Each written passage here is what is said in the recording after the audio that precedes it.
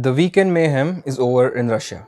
The much talked about Wagner Group and its leader, Yevgeny Prigozhin, has backed off, but only after getting his name striked off from all criminal charges. Take a look at this video. Here we see a Russian fuel depot explode in the city of Voronezh on Saturday as Wagner Group soldiers entered the city borders. The Western media was quick to depose the past 24 hours in Moscow as a coup and even as the beginning of the civil war in Russia. But was it really a coup? What will this mean for Russia's politics with the presidential elections set for 2024? Is Vladimir Putin finally getting some significant opposition? All that and a lot more about the Wagner Group and the political developments in Russia in this video today. The events that unfolded over the weekend have confused many Russians. A mix of concern and confusion. How can one in a situation where we are in conflict in another country have an internal war as well, says this man. First, Yevgeny Prigozhin declares he is ready to go all the way in his mutiny against the Russian military. Then, he makes a sudden U-turn and orders his Wagner fighters back to base. In a TV address, President Vladimir Putin declares the rebellion a criminal adventure, a grievous crime, treason, blackmail and even terrorism. Yet, just a few hours later, as part of an agreement with Prigozhin, it's revealed that all criminal charges against the Wagner leader are being dropped.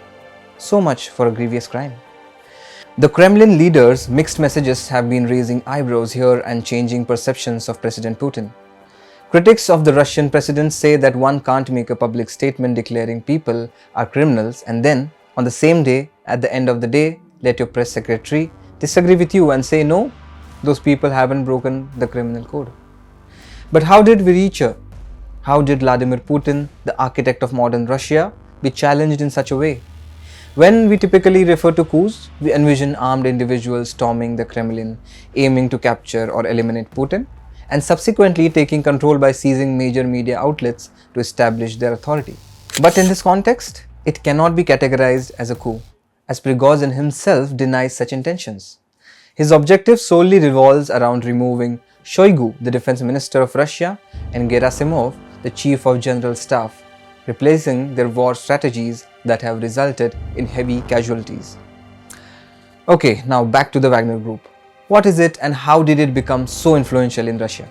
Experts and journalists have called the Wagner Group as a mercenary group or a private military company, which is a PMC.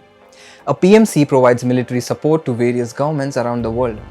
But even that is not 100% true, as having a PMC is illegal in communist Russia. Wagner Group, founded in 2014, currently is active in at least 8 countries outside Russia. It is supporting the Bashar al-Assad regime in Syria, while in Mali, it is helping to reduce the French influence in the region.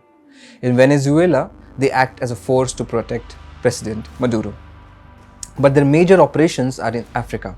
In return of lucrative mining deals, the Wagner Group provides muscle strength to governments to act against insurgencies.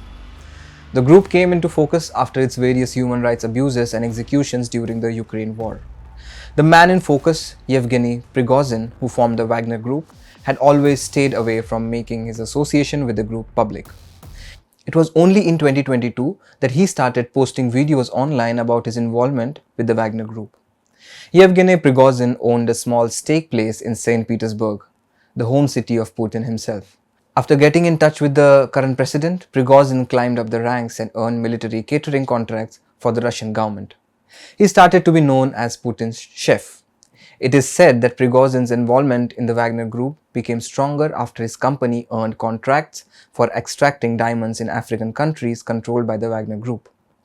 The Wagner Group carries out Russia's proxy operations on foreign soil. Putin has favored the Wagner Group as there is no direct link between the group and the Kremlin. Thus, the Russian administration can easily deny any wrongdoing by the group.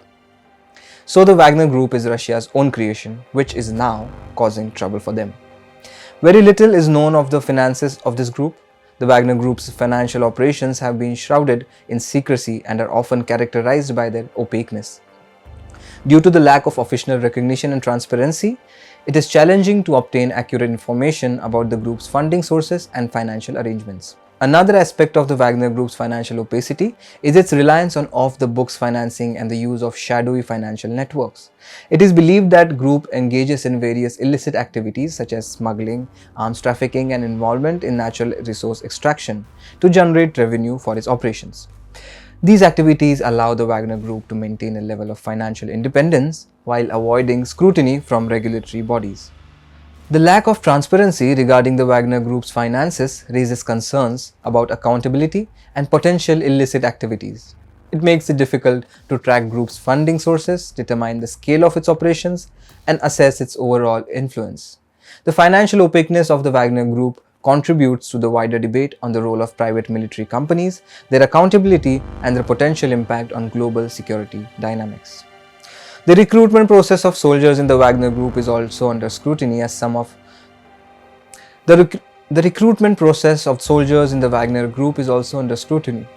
US reports suggest that 90% of the recruits in the private military are ex-prisoners. Having said that, Russia is not the sole perpetrator of private militaries. USA's entire defense budget is controlled by private entities, leading to gross human rights violations, examples of which we have been seeing since the end of World War II, first in Vietnam and then in many communist countries, and with the dawn of the 21st century, we saw coordinated military operations in Islamic countries supporting groups with arms, leading to long-standing struggles in many countries, which are even continued today. But keeping that aside, what is going on in Russia? Prigozhin has been warning the Russian military to change its way, especially after the war in Bakhmut, the Ukrainian town. He has been critical of Shoigu, the defense minister of Russia, and Gerasimov, the chief of general staff. It is estimated that in Bakhmut, the Wagner Group lost more than 20,000 soldiers in the line of war, which is almost 20% of its men. Prigozhin has been speaking out since the war in Bakhmut. Since he moved out of the shadows during the course of this war, Prigozhin has shown an interest in an eventual political career. He has his own propaganda machine and significant name recognition amongst the population.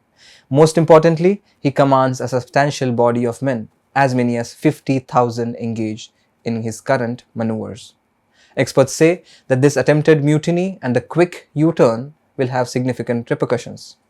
There is a great bit of enthusiasm in the Western NATO countries after the attempted mutiny. They see it as an opportunity to gain momentum in the Ukraine war. With the next presidential election in Russia set for 2024, it is perhaps the first time since Putin took over that his authority seems to be under a shadow of doubt. Will the so-called weekend mayhem change the course of the Ukraine war? Will it have significant political changes in Russia? Or will Yevgeny Prigozhin emerge as a candidate against Vladimir Putin? Or will the Russian president crush the rebellion with much might? Hope to find answers to these questions in the future. For now, this is me, Zishan Kaskar, signing off for The Wire.